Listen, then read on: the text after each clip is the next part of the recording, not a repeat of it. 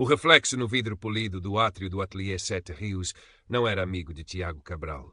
Devolvia-lhe uma imagem que ele sabia, destoava das linhas depuradas, do aço escovado e do minimalismo estudado que definia aquele templo da arquitetura lisboeta. Era um homem grande, não apenas alto, mas largo, um corpo que ocupava espaço num mundo que parecia celebrar a leveza, a quase ausência. Era um homem negro, a sua pele um contraste profundo com a palidez predominante das avenidas novas, um lembrete constante da sua viagem desde um bairro social na Damaia até este pináculo de prestígio. E era, acima de tudo, um arquiteto brilhante, mas essa era a parte que o reflexo e muitas vezes o mundo parecia esquecer. Ajustou a gravata, sentindo o nó um pouco mais apertado do que o habitual, uma sensação familiar de constrição que não vinha apenas do tecido. A reunião estava prestes a começar. A reunião que podia definir o seu futuro. O edifício Tejo 21 não era apenas mais um projeto. Era o projeto. Uma torre de escritórios e habitação de luxo destinada a redesenhar a frente ribeirinha. Um ícone em potência. E Tiago sabia, com a certeza visceral dos que lutaram por cada centímetro, que a sua visão para ele era revolucionária. Entrou na sala de reuniões, sentindo os olhares, ou talvez apenas imaginando-os, a medir-lhe o volume, a cor, a adequação. A sala era vasta, dominada por uma mesa de reuniões que parecia uma pista de aterragem e janelas panorâmicas que ofereciam Lisboa aos seus pés. O Sr. Álvaro Campos, sócio fundador, um homem de cabelo prateado e fatos impecáveis, sorriu-lhe afavelmente. Ao seu lado, Carolina Matos, a outra estrela em ascensão do ateliê, olhou-o de cima a baixo, um sorriso quase imperceptível nos lábios finos. Carolina era o seu oposto exato, branca, esguia, com uma elegância natural que parecia não exigir esforço. O seu cabelo loiro estava sempre perfeitamente arranjado, as suas roupas eram discretamente caras e ela movia-se pelo escritório com a segurança de quem sempre pertenceu. Era a imagem que o ateliê Sete Rios queria projetar, e era a rival direta de Tiago pelo Tejo 21. Tiago, que bom vê-lo, disse o Sr. Campos. Estamos todos ansiosos por ouvir as vossas ideias preliminares. A reunião começou. Carolina apresentou primeiro. A sua maquete era elegante, tecnicamente irrepreensível, mas para Tiago, fria. Falava com uma fluidez ensaiada, usando jargão técnico e referências internacionais. Era competente, sem dúvida, mas faltava-lhe alma. Chegou a vez de Tiago. Respirou fundo, tentando ignorar a sensação do seu corpo a preencher a cadeira, a consciência da sua própria respiração. Levantou-se sentindo a sua altura e volume e caminhou até à frente. A sua maquete era diferente, mais orgânica, mais robusta, com uma integração arrojada de espaços verdes e materiais sustentáveis. Começou a falar e a sua voz, inicialmente hesitante, ganhou força à medida que a paixão pelo projeto tomava conta. Descreveu um edifício que não era apenas um marco, mas um organismo vivo, um diálogo com o rio e com a cidade, um espaço que abraçava a diversidade, que oferecia solidez e autenticidade. Quando terminou, houve um momento de silêncio. Podia sentir a admiração em alguns rostos, incluindo o do Sr. Campos, mas foi Carolina quem quebrou o silêncio. Uma visão. Muito apaixonada, Tiago, disse ela, a voz melíflua, quase avassaladora. Pergunto-me apenas se os nossos clientes que procuram sofisticação e contenção estarão preparados para algo tão massivo. E claro, ela virou-se para os sócios, precisamos de garantir que o líder deste projeto tenha a energia e a presença necessárias para lidar com investidores internacionais. É uma maratona, não um sprint. O veneno estava na doçura. Massivo, energia, presença. Eram palavras código, eram as suas armas polidas e subtis, mas tão letais quanto qualquer insulto direto. Tiago sentiu o sangue a subir-lhe ao rosto. Viu o Sr. Campos a franzir o sobrolho, mas a hesitar. Viu Inês Pereira, a sua colega, a baixar rapidamente os olhos para o seu bloco de notas. A semente da dúvida fora plantada. O seu corpo, a sua negritude, a sua energia, tudo fora subitamente posto em causa, disfarçado de preocupação profissional. O Sr. Campos pigarreou. Bem, ambas as propostas são excepcionais. Demonstram o calibre do talento que temos aqui. Dada a magnitude do projeto, decidimos que a melhor abordagem será uma competição direta. Tiago, Carolina, terão 3 meses para desenvolver as vossas propostas. A melhor vencerá. A competição estava lançada. Mas Tiago sabia que não lutava apenas contra Carolina. Lutava contra o reflexo no vidro, contra os sussurros velados, contra a ideia insidiosa de que ele, o seu corpo, a sua história, não encaixavam. Os meses seguintes foram um borrão de trabalho árduo, noites mal dormidas e uma tensão constante que pairava no ar do ateliê. Tiago mergulhou no Tejo 21. Cada linha que desenhava era uma afirmação, cada cálculo uma refutação. Mas Carolina era implacável. Nunca era direto. Era um comentário inocente na copa sobre o seu almoço. Tens mesmo a certeza, Tiago? Tanta caloria. Um convite prestável para um grupo de corrida do escritório. Faria-te bem apanhar ar fresco, ganhar dinamismo, ou uma sugestão colaborativa numa reunião onde ela se apropriava subtilmente de uma ideia dele. Como o Tiago estava quase a dizer, talvez devêssemos. Inês Pereira observava tudo com olhos desconfortáveis. Por vezes oferecia a Tiago um sorriso solidário no corredor, estás a fazer um trabalho incrível, mas nunca intervinha. O medo era palpável. Sr. Campos, por seu lado, elogiava o progresso de Tiago nas reuniões individuais. O seu trabalho é de primeira classe, Tiago. Continua assim. Não liga às políticas do escritório. Mas as políticas do escritório eram precisamente o que o estava a sufocar.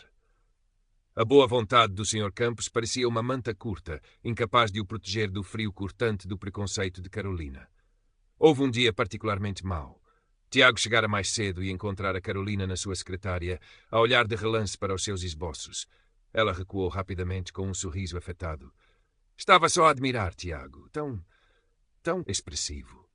Mais tarde, numa reunião de equipa, ela apresentou uma nova ideia para a fachada, que era suspeitosamente semelhante a um dos seus esboços mais arrojados. Ninguém disse nada. Tiago sentiu uma raiva fria apossar-se dele. Naquela noite, no seu pequeno apartamento na Damaia, rodeado pelos cheiros familiares da cachupa que a sua mãe lhe deixara e pelos sons da sua comunidade, Tiago quase desistiu. As vozes ecoavam na sua cabeça, as de Carolina, as dos professores que duvidaram dele, as das crianças que o gozaram no recreio pelo seu peso. Talvez eles tivessem razão. Talvez ele não pertencesse àquele mundo de vidro e aço. Olhou para a sua maquete, para as linhas que sonhara. Eram ele. Eram fortes, eram complexas, eram autênticas. Não podia deixá-los silenciá-las. A raiva transformou-se em determinação. Não ia apenas ganhar. Ia ganhar sendo ele mesmo. Começou a reformular a sua abordagem para a apresentação final. Inspirado pela pergunta que se fizera, decidiu que não ia apenas defender o seu projeto, ia usar o seu projeto para falar. A sua arquitetura seria a sua voz. O dia da apresentação final chegou como uma nuvem de tempestade. O ar na sala de reuniões principal, agora com a presença dos clientes, um grupo de investidores internacionais com rostos impenetráveis, estava elétrico. Carolina estava no seu elemento. Fez uma apresentação impecável, polida, segura. Usou gráficos 3D impressionantes e falou de retornos de investimento e prestígio internacional. Era uma performance de mestre, mas ainda assim, Tiago sentiu que faltava algo, a ligação com o lugar, com as pessoas. Chegou a sua vez. Sentiu os nós no estômago enquanto caminhava para a frente. O seu corpo parecia maior, mais pesado, mais visível do que nunca. Respirou fundo e começou. Não falou de números, mas de histórias. Não falou de prestígio, mas de comunidade. Explicou como a massa do seu edifício não era um peso, mas uma âncora, uma ligação à terra e à história do Tejo.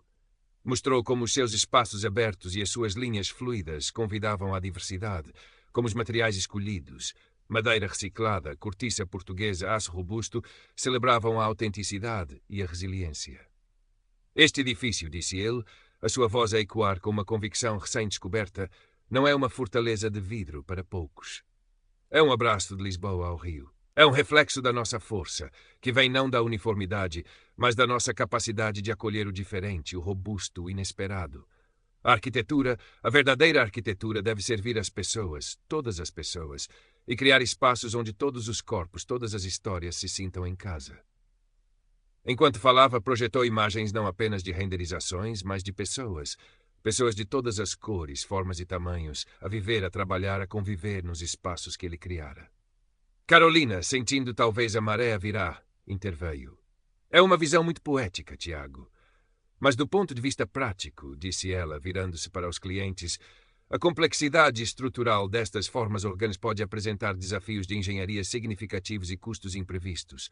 Talvez uma abordagem mais testada e comprovada, como a minha, ofereça maior segurança ao vosso investimento. Era a sua última cartada. Tentar pintar a visão de Tiago como irrealista, arriscada. Tiago olhou-a nos olhos e depois olhou para os clientes e para os sócios. O medo tinha desaparecido, substituído por uma clareza fria. A inovação, disse ele calmamente, traz sempre desafios, mas é a inovação que cria valor duradouro. A segurança não pode ser sinônimo de estagnação. Este projeto não é apenas massivo ou orgânico.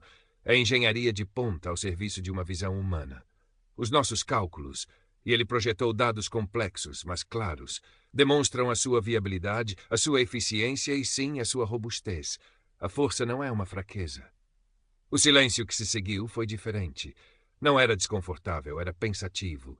Um dos investidores, uma mulher de Singapura com um olhar aguçado, acenou lentamente com a cabeça. O Sr. Campos olhou para Tiago, e pela primeira vez Tiago viu não apenas admiração, mas um profundo respeito, talvez até um pouco de vergonha. Obrigado, Tiago, disse o Sr. Campos, a sua voz firme. Obrigado pela sua paixão e pela sua clareza. Penso que temos tudo o que precisamos para tomar uma decisão. A espera foi torturante, mas curta. Quando foram chamados de volta à sala, a atmosfera tinha mudado. O investidor principal levantou-se. Ambas as propostas são de alta qualidade, mas a visão apresentada pelo Sr. Cabral, a sua ligação à cidade, a sua audácia e, francamente, a sua humanidade, convenceram-nos. Queremos construir o edifício Tej Funtiun com a sua liderança. Um murmúrio percorreu a sala. Tiago sentiu as pernas a fraquejar, mas manteve-se firme. Viu o rosto de Carolina contrair-se numa máscara de incredulidade e fúria mal disfarçada. Viu Inês a sorrir-lhe, desta vez abertamente. Viu o Sr. Campos a caminhar na sua direção com a mão estendida. Parabéns, Tiago, disse ele, e o aperto de mão foi genuíno. Você mereceu. Mais tarde, o Sr. Campos chamou Tiago ao seu gabinete. Quero pedir-lhe desculpa, Tiago. Eu vi o que estava a acontecer e não agi como devia. A sua coragem hoje foi uma lição para todos nós. Tiago aceitou as desculpas, sabendo que eram sinceras, mas também sabendo que não apagavam as cicatrizes. Carolina foi discretamente repreendida e, algumas semanas depois, transferida para um projeto menor, para se focar noutras áreas. Não era a justiça completa, mas era a realidade. Naquela noite, Tiago não foi para casa. Conduziu até à beira-rio, até ao local onde o seu edifício se ergueria. O ar salgado enchia-lhe os pulmões. Olhou para as águas escuras do Tejo e, pela primeira vez em muito tempo, não pensou no seu reflexo. Pensou nas fundações, na estrutura, nos espaços que iria criar. A luta não tinha acabado. Sabia que haveria outras Carolinas, outros olhares, outras dúvidas. Mas algo dentro dele tinha mudado. A sua massa, a sua negritude, a sua história não eram barreiras.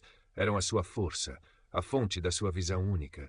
E ele ia construir, peça por peça.